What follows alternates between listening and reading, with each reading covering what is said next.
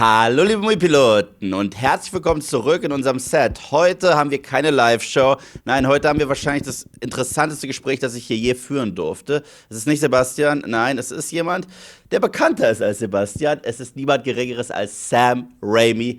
So glad to meet you. Very nice to meet you. Thank you for having me. Yeah, I mean, you have been a topic on this channel for quite a while.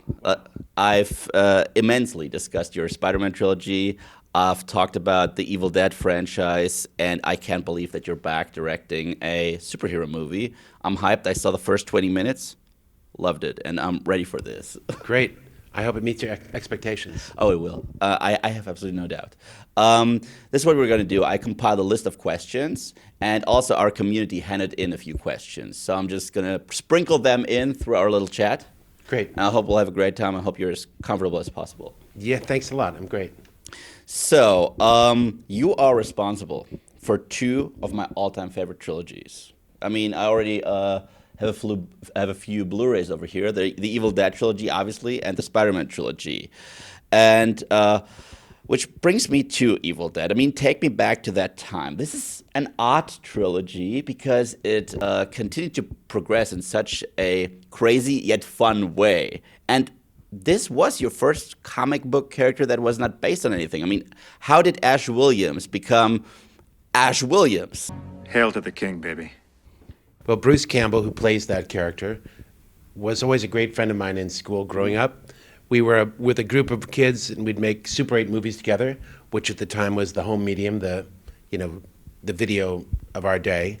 And we'd scrape together money by raking leaves and shoveling snow from our neighbors' lots, and we'd make a few dollars here and there and have enough money to buy a roll of film, and then we'd make little movies on the weekends. And Bruce became the go-to actor because he was a good-looking one of the bunch. What do you say we have some champagne, huh, baby? Huh? And he was really funny. So our movies always had a kind of a comic book sensibility. We were very much influenced by the Three Stooges comedians, and our movies, even when they turned to horror, still seem to have that Three Stooges flavor to them.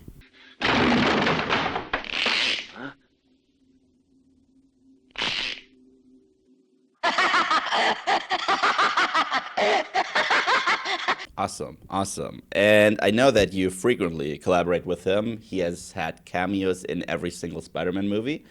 And this brings me to a community question from BumTacker284. He wants to know, is Bruce Campbell going to be in Doctor Strange 2? Well, Marvel doesn't allow me to reveal the cameos because they want to preserve the surprises for the audience. All right. Oh, that sucks. But Bruce certainly was on the set, I'll say that much. Okay, that's good enough for us. And how much of your Evil Dead style, that blend between horror and comedy, will we get to see in Doctor Strange 2, that style? Well, Doctor Strange 2 is less a full-on original work of mine than it is a continuation in the Marvel pantheon of continuing stories. So my job really was not to make something outrageous and just about my sense of humor. It was really more about adapting, as a filmmaker, a storyteller, to the Marvel sensibilities. You can't really change somebody's style. They just are who they are. So I think you'll see a lot of me in the movie, or the things that I do well, I try to do well. But primarily I try to first put the story central, and the characters that Marvel's been so careful to craft and create and tell their continuing stories, I wanted to pitch in and carry that story forward. So that's job one, is to make sure the Marvel fans don't suddenly walk into a different reality, but rather feel, oh, this is a continuing story, it just has a little extra something. Yeah, I mean, the first 20 minutes that they showed us, they were a little something, and I actually thoroughly enjoyed them. Can't wait to see the whole picture. Which brings me to your other trilogy, Spider-Man. Obviously, this has become a huge topic again recently with Spider-Man No Way Home. And you basically kicked off the comic book craze when it was still considered a niche genre. What attracted you so much to that niche genre back then? Well, I'd always been in love with comic books. The great works of Stan Lee and Steve Ditko always enthralled me as a young man, and in fact, my whole generation, I think, was the same. It's just that for some reason, Hollywood was not making these comic book movies. They only knew about Superman and Batman, and sometimes they would make money and sometimes they wouldn't. But they didn't understand there was a whole universe, a whole multiverse of stories and characters interconnected, intertwined, that carried each other forward, that wove a great, fantastic web of storytelling just waiting to be cracked open in the movie theaters.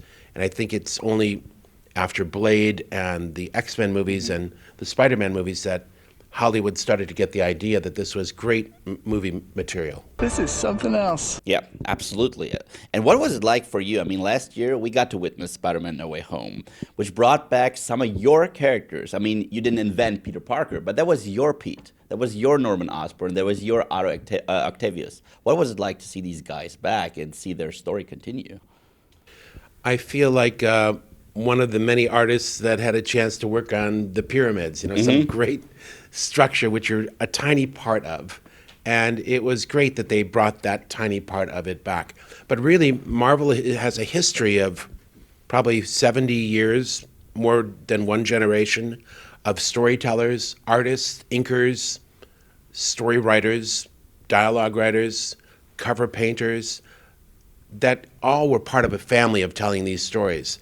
So it's really about being an important part of a team. And the same is true in making the movies. So many people are involved in making these movies.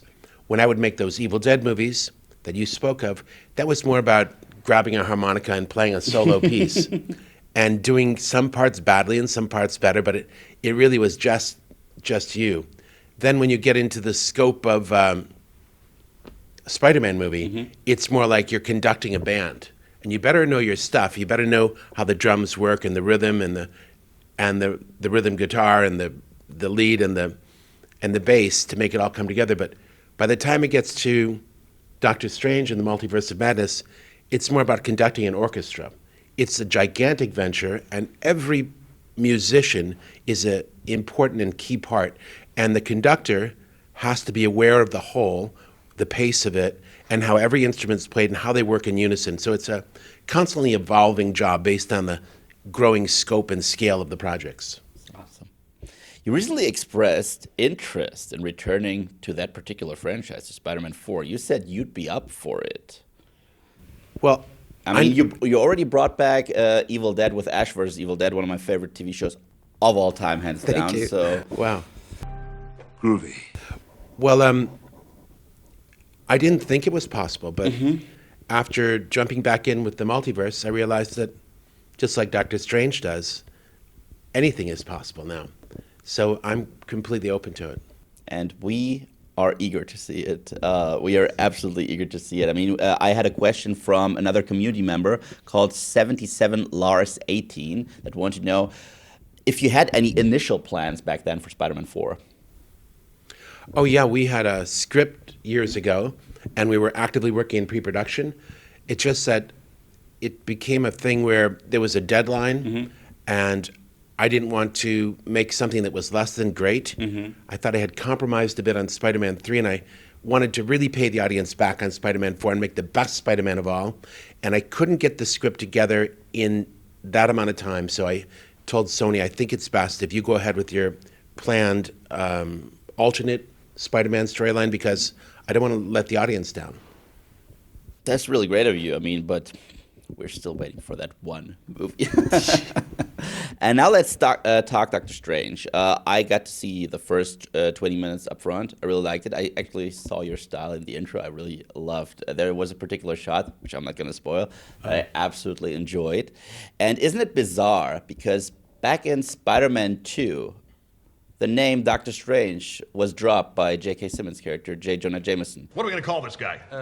Dr. Octopus. That's crap. Science Squid? Crap. Doctor Strange. That's pretty good. But it's taken. Now, you can take credit for Benedict Cumberbatch's career as a superhero, can you? No, I don't think so.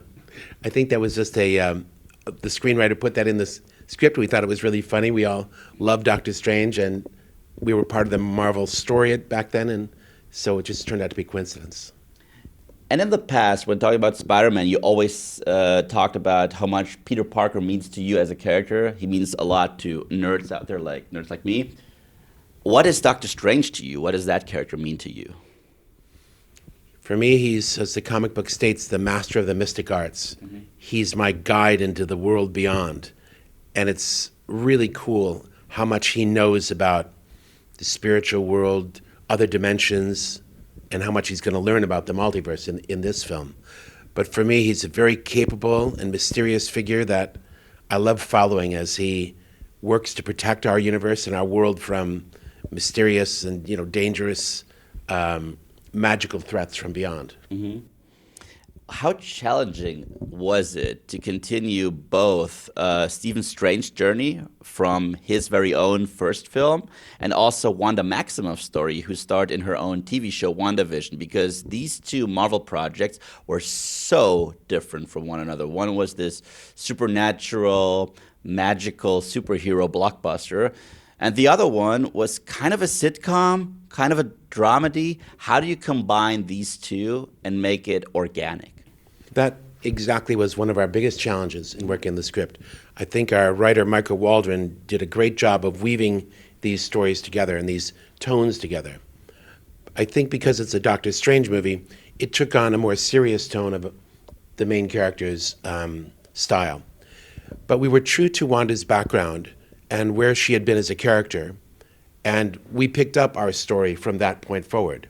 Same with the story of Stephen Strange, Benedict Cumberbatch plays.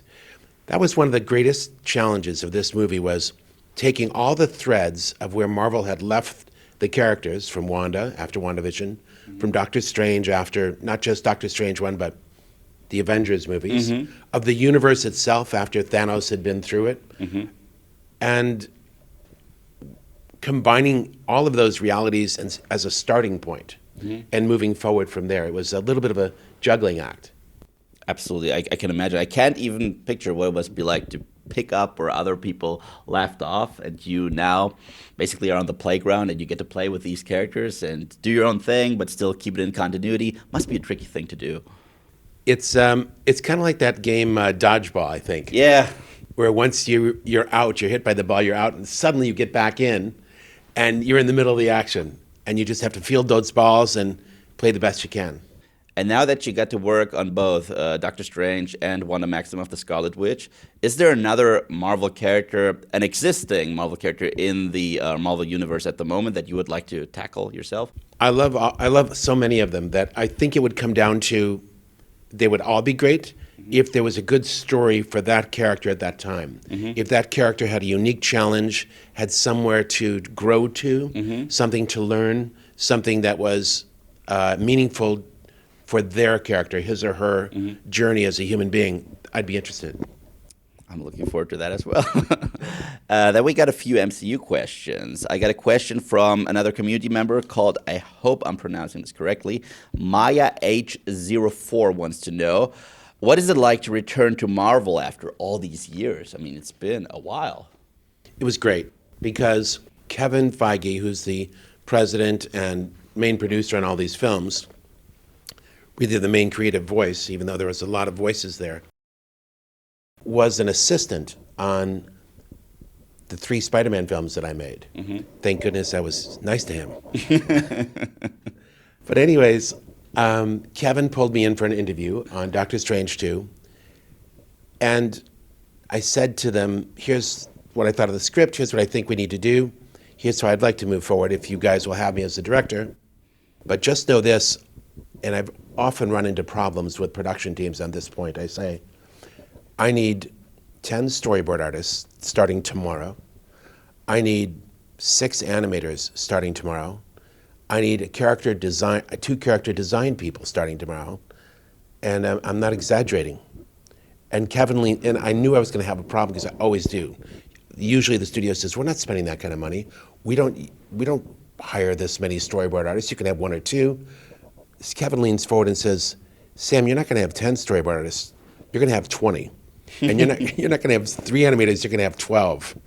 And I thought, oh my gosh, he knows how to do this, of course, because he's been making these movies. It's not a new thing for him. He's taken what we did together and he's expanded it and this is now a machine, a well-oiled machine for making superhero movies. So I was incredibly elated and surprised at how ready they were in the right way to make the movie. And I don't just mean by spending money. I think my example may have been about, seems like it's about spending money, but it isn't. It's about knowing where to spend the money, knowing that you don't want to build a big set and spend the money there. You want to spend it all in the planning and design stages.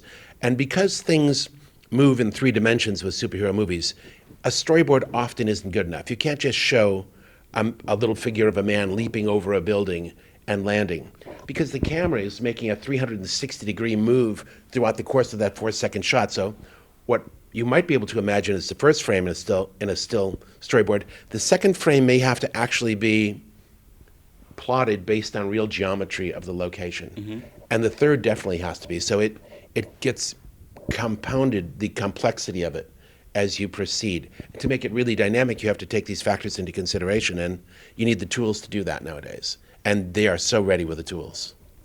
Have you ever listened to Quentin Tarantino talking about your movies?